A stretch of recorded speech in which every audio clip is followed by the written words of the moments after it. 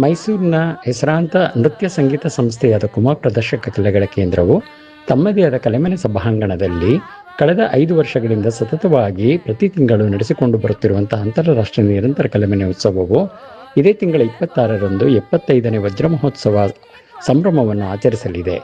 ಈ ಸಂದರ್ಭದಲ್ಲಿ ಹಲವಾರು ಕ್ಷೇತ್ರಗಳಲ್ಲಿ ಗಣನೀಯವಾಗಿ ಸೇವೆ ಸಲ್ಲಿಸಿರುವಂತಹ ಹಿರಿಯರಿಗೆ ಕಲೆಮನೆ ಕಲಾಶ್ರೀ ಪ್ರಶಸ್ತಿಯನ್ನಿತ್ತು ಗೌರವಿಸಲಿದೆ ಮತ್ತು ಸುಮಾರು 150ಕ್ಕಿಂತ ಹೆಚ್ಚು ನೃತ್ಯ ಕಲಾವಿದರು ಈ ಉತ್ಸವದಲ್ಲಿ ಭಾಗವಹಿಸಲಿದ್ದಾರೆ. ತಾವೆಲ್ಲರೂ ಈ ಕಾರ್ಯಕ್ರಮಕ್ಕೆ ಆಗಮಿಸಿ ಕಾರ್ಯಕ್ರಮವನ್ನು ಯಶಸ್ವಿಗೊಳಿಸಬೇಕೆಂದು ತಮ್ಮಲ್ಲಿ ಸವಿನಯವಾಗಿ ಪ್ರಾರ್ಥಿಸಿಕೊಳ್ಳುತ್ತೇವೆ.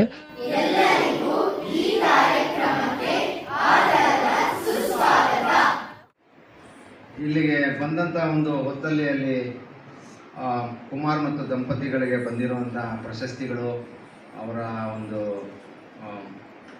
ಬಿರುದಾವಳಿಗಳೆಲ್ಲ ಕೊಟ್ಟಿರೋಂಥದ್ದು ಇದೆಲ್ಲ ನೋಡ್ಕೊಂಡು ನಿಂತಿದ್ದೆ ನಾನು.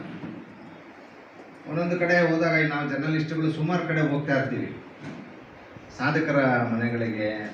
ಸಂಸ್ಥಾಪಕರು ಹಾಗೂ ಕಾರ್ಯದರ್ಶಿಗಳಾದಂಥ ಕರ್ನಾಟಕ ಕಲಾಶ್ರೀ ಡಾಕ್ಟರ್ ಕೆ ಕುಮಾರ್ ಅವರೇ, ಖಜಾಂಚಿಗಳಾದಂಥ ಲೇಖ ಕೆ ಎಂ ರವರೇ ಹಾಗೂ ಜಂಟಿ ಕಾರ್ಯದರ್ಶಿಗಳಾದಂಥ ಶ್ರೀಮತಿ ನಿಧಿ ಕೆ ಎಂ ಅವರೇ ಹಾಗೂ ಇಂದಿನ ಕಾರ್ಯಕ್ರಮದ ಗೌರವಾನ್ವಿತ ಅತಿಥಿಗಳಾದಂಥ ನಮ್ಮೆಲ್ಲರ ಮೆಚ್ಚಿನ ಜನಪ್ರಿಯ ನಾಯಕರು ಅಂತ ಹೇಳ್ತೀವಿ ರಾಜಕಾರಣಿಗಳಿಗೆ, ಆದರೆ ಜನಪ್ರಿಯ ಪತ್ರಕರ್ತರು ಅಂತ ಯಾರಾದರೂ ಇದ್ದರೆ ಅದು ನಮ್ಮ ಹಂಚಿ ಪ್ರಸನ್ನ ಕುಮಾರ್ ಅವರು.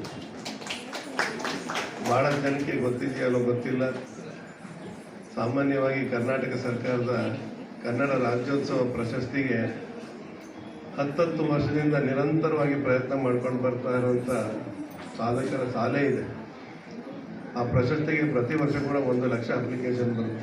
ಆದರೆ ಕಳೆದ ವರ್ಷ ಸರ್ಕಾರವೇ ಬಂದು ಇವ್ರ ಮನೆಗೆ ಬಂದು ಪ್ರಶಸ್ತಿನ ಕೊಟ್ಟೋಗಿದೆ. ಅಂಥ ಒಂದು ಗೌರವಕ್ಕೆ ಪಾತ್ರರಾಗಿದ್ದಾರೆ ನಮ್ಮ ಹಂಚಿ ಪ್ರಸನ್ನ ಕುಮಾರ್ ಸಾಹೇಬರು. ಯಾಕಂದರೆ ಅವರ ಒಂದು ಸರಳತೆ, ನಡತೆ, ಸ್ನೇಹಶೀಲ ವ್ಯಕ್ತಿತ್ವ ಎಲ್ಲರಿಗೂ ಕೂಡ ಇಷ್ಟ ಆಗಿದೆ. ಯಾವತ್ತೂ ಅವಿಸ್ಮರಣೀಯವಾಗಿರುವ ಪ್ರಶಸ್ತಿಯನ್ನು ಸ್ವೀಕರಿಸಿದ ನರಸಿಂಹಮೂರ್ತಿ ಸರ್ ಅವರು.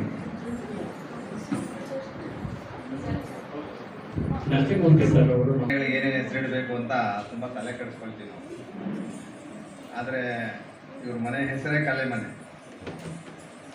ನಮ್ಮ ಮನೆಗಿನ್ನ ಹೆಸರಿಟ್ಟಿಲ್ಲ, ಏನು ಹೆಸರಿಡಬೇಕು ಆ ಮನೆಯ ಒಂದು ಗುಣಲಕ್ಷಣ. ಕೆಲವು ಸಾರಿ ಸೂಟ್ ಆಗುತ್ತೆ, ಕೆಲವು ಸಾರಿ ಸೂಟ್ ಆಗಲ್ಲ.